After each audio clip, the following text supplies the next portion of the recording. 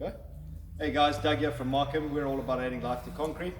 This is one of our projects that we're busy on for the past 2 days. This is the second day. It's a nail or love site, and they are contracted to do the warehouse. They're doing a warehouse project for the guys, and we've just finished our curing blankets. We've placed everything down. The surface is 100% waterlogged underneath.